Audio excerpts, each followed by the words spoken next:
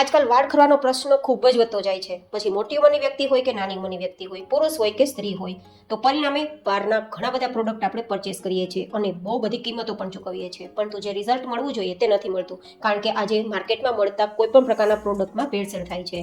તો આજ ડિમ્પલ્સ ડિસીઝમાં જે શેર થવા જઈ રહ્યું છે ને, તેને તમે ઘરે ઓછા કિંમતમાં તૈયાર કરી શકશો, લાંબા સમય સુધી સ્ટોર પણ કરી શકશો અને માત્ર 1-2 વાર ઉપયોગ કરશો ને ત્યાં તમને રિઝલ્ટ દેખાવા લાગશે, જે વાળને સ્મૂધ, સિલ્કી, શાઇની, નાની ઉંમરે સફેદ થતા વાળને અટકાવશે, વાળને કાળા કરશે, ખરતા અટકાવશે અને વાળને વધારશે. તો ચાલો આજનો વિડીયો બનાવવાની શરૂઆત કરીએ. તો હવે આપણે પહેલી સામગ્રી લેશું કલોંજી, જે કાળા તલ જેવો દેખાવ આપે છે, પણ કાળા તલથી થોડો દાણો નાનો હોય છે, તેને કલોંજી કહેવામાં આવે છે અને તે વાળ માટે એકદમ આશીર્વાદરૂપ છે, કારણ કે કલોંજીમાં એન્ટી ફંગલ ગુણ હોય છે, જે ડેન્ડ્રફને થતા રોકે છે અને જો ડેન્ડ્રફ થઈ ગયો હોય તો તેને અટકાવે છે અને તેને દૂર કરે છે અને વાળને ખરતા અટકાવે છે.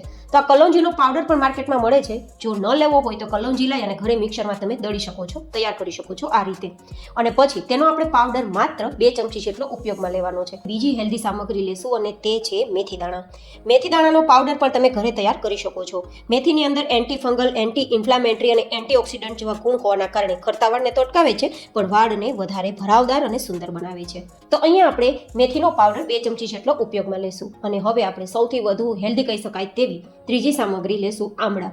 તો અહીંયા આપણે આમળાનો પાવડર ઉપયોગમાં લેશું. આમળાના પાવડરની અંદર એન્ટીબેક્ટેરિયલ ગુણ હોવાના કારણે તાળું કે તાલકામાં બ્લડ સર્ક્યુલેશન વધારે છે અને વાળમાં કોલેજનને બૂસ્ટ કરે છે, જેથી વાળને નેચરલ કાળા રાખે છે અને અકાળે સફેદ થતા વાળને પણ કાળા બનાવે છે. તો જેટલા કહીએ તેટલા આમળાના તો ફાયદા ઓછા. આમળાનો પાવડર ઘરે કઈ રીતે તૈયાર કરવો તેની રેસીપી જોતી હોય તો ઉપર આઈ બટનમાં આપી દઈશ. આ હોમમેડ એટલે કે ઘરે તૈયાર કરેલો આમળાનો પાવડર છે અને અત્યારે આપણે 3 ચમચી જેટલો આમળાનો પાવડર ઉપયોગમાં લેશું. હવે ચોથી સૌથી હેલ્ધી સામગ્રી છે તે ડુંગળી છે. આ ડુંગળીને તમે સ્લાઇસ તૈયાર કરી તડકે સૂકવી અને પછી તે સુકાઈ જાય એટલે મિક્સરમાં ઉમેરી અને તેનો પાવડર તૈયાર કરી શકો છો, અથવા તો ડુંગળીનો પાવડર આજકાલ માર્કેટમાં પણ મળે છે, તેને પણ તમે ઉપયોગમાં લઈ શકો છો. ડુંગળીમાં એન્ટીઓક્સિડન્ટ ભરપૂર હોવાના કારણે વાળને જો પાતળા હોય તો તેને ઘાટા બનાવે છે, ભરાવદાર બનાવે છે અને ખરતા અટકાવે છે અને અકાળે સફેદ થતા વાળને કાળા કરે છે. તો ડુંગળીનું તેલ પણ આજકાલ માર્કેટમાં મળે છે અથવા ડુંગળીનો પાવડર પણ મળે છે, તો તે રીતે પણ તમે તૈયાર કરી શકો. હવે પછીની સામગ્રી લેશું મીઠા લીમડાના પાન, જેને આપણે ઘરે સૂકવી અને તેનો પાવડર તૈયાર કરીને પછી લેવાનો છે. તો અહીંયા હું મીઠા લીમડાનો 3 ચમચી જેટલો પાવડર ઉપયોગમાં લઉં છું. મીઠા લીમડામાં વિટામિન B, C અને પ્રોટીન હોય છે, જે વાળને પોષણ આપે છે અને વાળને ખરતા અટકાવે છે અને વાળને વધારે છે. હવે પછીની સામગ્રી લેશો બ્રાહ્મી પાવડર. બ્રાહ્મી પાવડર તમને માર્કેટમાં આરામથી મળી જશે, જે થોડો સસ્તો પણ હોય છે, પણ બ્રાહ્મી તેલ લેવા જશો ને તો થોડું મોંઘું પડશે. તો હું અહીંયા તમને સજેશન આપું છું કે તમે પાવડરનો ઉપયોગ કરજો. બ્રાહ્મી એન્ટીઓક્સિડન્ટથી ભરપૂર હોય છે, જે વાળને સ્વસ્થ રાખે છે અને નેચરલ વાળને કાળા બનાવી અને ગ્રોથ આપે છે. તો ખાસ બ્રાહ્મીનો ઉપયોગ તો જરૂરથી કરજો, જે લગભગ 3 ચમચી જેટલો મેં ઉપયોગમાં લીધો છે. હવે પછીની આપણી સામગ્રી રહેશે ભૃંગરાજ, જેને મેં 3 ચમચી જેટલો પાવડર ઉપયોગમાં લીધો છે. આ ભૃંગરાજ પાવડર પણ તમને માર્કેટમાં મળી જશે. તેની અંદર એન્ટી એજિંગ, એન્ટી ફંગલ અને એન્ટી ઇન્ફ્લામેટરી જેવા ગુણ હોય છે, જે નાની ઉંમરમાં થતા સફેદ વાળને રોકે છે અને વાળને કાળા કરે છે. સાથે સાથે વાળને ભરાવદાર બનાવે છે, શાઇની, સિલ્કી અને ગ્રોથ આપવામાં પણ ખૂબ સારું કામ કરે છે. અને હવે આ બધી જ વસ્તુ આપણે મિક્સ કરી દઈશું. હજુ પણ આમાં સામગ્રીનો આપણે ઉપયોગ કરવાના છીએ. અહીંયા કાળા તલને તમે ઘરે પાવડર તૈયાર કરી અને 2 ચમચી જેટલો ઉપયોગમાં લઈ શકો છો, અથવા તો 100 ml જેટલું કાળા તલનું તેલ પણ ઉપયોગમાં લઈ શકો છો. બંનેમાંથી કોઈ પણ એક. મારી પાસે તેલ પડેલું છે તો હું તેલ ઉપયોગમાં લઉં છું. જો તેલ ના હોય તો કાળા તલ ઘરમાં હોય જ છે, તેને મિક્સરમાં ઉમેરી 2 ચમચી પાવડરનો ઉપયોગ કરવો અને બધા જ પાવડર સાથે મિક્સ કરવું. કાળા તલની અંદર કુદરતી રીતે વાળને કાળા કરવાની તાકાત હોય છે, ખરતા અટકાવવાની તાકાત હોય છે અને સાથે સાથે જો ડ્રાય વાળ થઈ જતા હોય ને તો તેને સોફ્ટ એન્ડ શાઇની બનાવવામાં પણ ખૂબ જ મહત્વનો ફાળો છે. હવે લેશું આપણે નારિયેળનું તેલ. મેં અહીંયા નારિયેળનું તેલ લગભગ 500 થી 600 ml જેટલું લીધું છે. તમે અહીંયા ઓછું તેલ બનાવવા માંગતા હોય તો બધી સામગ્રીને ઘટાડી દેવી અને વધારે બનાવવા માંગતા હોય તો બધી સામગ્રીને ડબલ કરી દેવી. નારિયેળ તેલ એ કુદરતી કન્ડિશનરનું કામ કરે છે, જેથી વાળને ધોયા બાદ કન્ડિશનર કરવાની જરૂર નથી રહેતી. સાથે સાથે વાળને મુલાયમ અને ચમકદાર બનાવે છે. તો નારિયેળ તેલનો ઉપયોગ તો જરૂરથી કરવો જોઈએ. હવે બધી સામગ્રીને એકવાર આ રીતે મિક્સ કરી દેશું, પાવડર સાથે તેલ મિક્સ થઈ જાય તે માટે. અને પછી આ તેલને આપણે તૈયાર કરવા માટે ગેસ ફ્લેમ પર આપણે આ કડાઈને મૂકવાની છે. મિત્રો, મેં આજે જે સામગ્રીનો ઉપયોગ કર્યો છે ને, તમને ઓછી કિંમતમાં માર્કેટમાં મળી જશે. આ બધી સામગ્રીના તેલ પણ માર્કેટમાં મળે છે, પણ તેલની કિંમત વધારે હોય છે અને વધારે કિંમત ચૂકવવા છતાં પણ ઘણીવાર ભેળસેળવાળી વસ્તુ મળે છે, જેથી આપણે જે ફાયદા થવા જોઈએ તે ફાયદા નથી થતા. તો મેં આજે વિચાર્યું કે એકદમ સસ્તા ભાવે તમે ઘરે તૈયાર કરી શકો અને ઓછા ખર્ચે ફટાફટ ઓછા સમયમાં તમે વાળને ગ્રોથ આપી શકો, ખરતા અટકાવી શકો, કાળા કરી શકો, સિલ્કી એન્ડ શાઇન કરી શકો, તે માટે આ રીતે મેં તેલ તૈયાર કર્યું છે.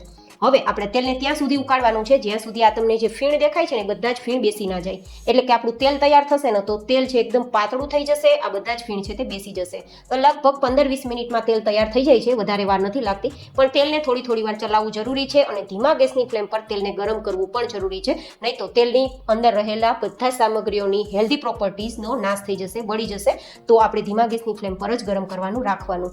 આ તેલને ઉકાળવામાં ઉતાવળ નથી કરવાની. તો આ રીતે આપણે ચલાવશું અને ફીણ આપણા બળી જાય, ઓછા થઈ જાય અને તેલ પરફેક્ટ તૈયાર થાય પછી મળીશું. તો હવે તમે થોડી વાર બાદ જુઓ, એકદમ તેલમાં ફીણ અત્યારે ઓછા થઈ ગયા છે, સાવ ઓછા નહીં થાય આટલા થશે. અને પછી આ રીતે આપણે જોઈએ ને તો એકદમ સરળતાથી તેલ નીચેની તરફ સરી જાય છે, મતલબ તેલ તૈયાર થઈ ગયું છે. આરામથી ચમચો તેલમાં ફરવા લાગે અને આ રીતે આપણે ચમચાની મદદથી જોઈએ તો તેલ નીચેની તરફ સરવા લાગે ને તો તેલ થઈ ગયું એમ સમજીને નીચે ઉતારવું અને પરફેક્ટ ઠંડુ કરવું.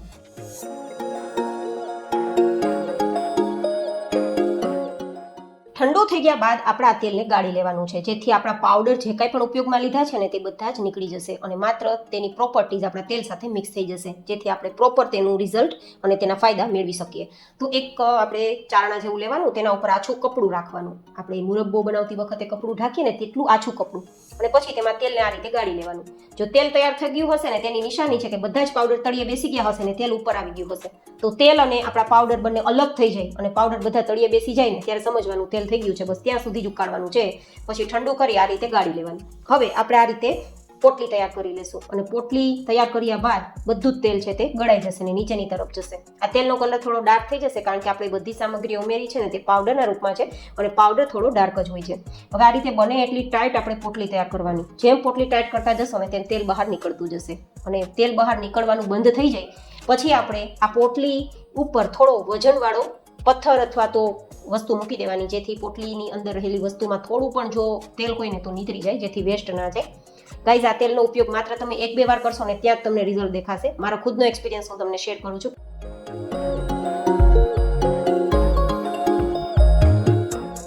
તો 2 કલાક પછી હું જોઉં ને તો લગભગ તેલ બધું નીતરી ગયું છે. તમારે કેટલો સમય લાગશે તે તમે કઈ રીતે ટાઈટ પોટલી વાળી છે ને તેના ઉપર આધારિત રહેશે. પણ ટૂંકમાં કહીએ ને તો પોટલીમાંથી તેલ બિલકુલ નીકળતું ના હોય, એકદમ નીતરી ગયું હોય ને ત્યાં સુધી આપણે નીતારવાનું. અને આ બધા જે પાવડર છે ને એકદમ ડ્રાય થઈ ગયા હોવા જોઈએ, જો આટલા એકદમ ભૂકા જેવા. હવે આ પાવડરને ફેંકતા નહીં, આ પાવડરને તમે માથામાં પેક તરીકે એટલે કે હેર પેક તરીકે ઉપયોગ કરી લેજો, કારણ કે આમાં હજુ પણ ઘણી બધી હેલ્ધી પ્રોપર્ટીઝ હશે, ઓઇલ હશે જેનો આપણે ઉપયોગ કરી શકીએ. તો ફેંકતા પહેલા તેને માથામાં હેર પેક તરીકે લગાવી 2 કલાક રાખી અને પછી શેમ્પૂથી વોશ કરી લેવા, જેથી એકદમ સરસ સ્મૂથ વાળ તૈયાર થઈ જશે. હવે આ તેલ તો તૈયાર થઈ ગયું છે, પણ તેલમાં થોડી સ્ટ્રોંગ સુગંધ આવતી હશે કારણ કે બીજી સામગ્રીઓ ઉપયોગમાં લીધી છે ને, ડુંગળીનું પાવડર ને વગેરે વગેરે. તો તેના માટે આપણે અહીંયા થોડી તેલમાં અરોમા આપે, સુગંધ આપે, તેના માટે 2 ચમચી જેટલું જોજોબા તેલનો ઉપયોગ કરીશું. આ જોજોબા તેલ માર્કેટમાં તમને મળી જશે પણ થોડું મોંઘું મળશે, પણ આપણે માત્ર 2 ચમચી જ ઉપયોગમાં લેવાનું છે. જોજોબા તેલ છે નેચરલ વાળને કન્ડિશનર કરવાનું કામ કરશે અને વાળને એટલું પોષણ આપશે કે વાળ એકદમ ભરાવદાર તૈયાર થશે. હવે આ બધું જ મિક્સ કરી દઈશું અને મિક્સ કર્યા બાદ આપણું તૈયાર થયેલું તેલને કોઈ પણ પ્રકારના ડબ્બામાં ભરી અને જ્યાં સુધી આ તેલ ના પતે ને ત્યાં સુધી ઉપયોગમાં લેશું. બિલકુલ ખરાબ નહીં થાય. આ તેલમાં બિલકુલ ખરાબ સ્મેલ નથી આવતી કારણ કે આપણે જોજોબા તેલનો ઉપયોગ કર્યો છે ને તેની અરોમામાં બેસી ગઈ છે. તો એકદમ સરસ સુગંધ સાથે આપણું તેલ તૈયાર થયું હશે અને જોજોબા તેલ છે તે નેચરલ કન્ડિશનરનું કામ પણ કરશે. હવે આ તૈયાર થયેલા તેલને તમારે બને તો રાત્રે જ ઉપયોગમાં લેવું, જેથી વાળમાં આખી રાત આ તેલ રહેશે અને પરિણામે તેના વધારે ફાયદા થશે. જો રાત્રે ન નાખી શકો તો માથામાં 5 થી 8 કલાક સુધી આ તેલ રહે ને તેવું રાખવાનું છે, જેથી તેના ફાયદા બરાબર થાય. મારા ખુદના એક્સપિરિયન્સ સાથે હું તમને બતાવું છું કે 2 જ વારમાં તમને ખૂબ જ ફાયદો થશે. વાળ તમારા ખરતા અટકશે, ગ્રોથ થશે, સિલ્કી શાઇની સ્મૂથ થશે. તો જરૂરથી ઉપયોગમાં લેવા જેવું અને ફાયદા મેળવવા જેવું આજનું આપણું હેલ્ધી તેલ તૈયાર છે. ફરી મળીશું એક નવા જ વિડીયો સાથે. ત્યાં સુધી stay healthy and stay happy.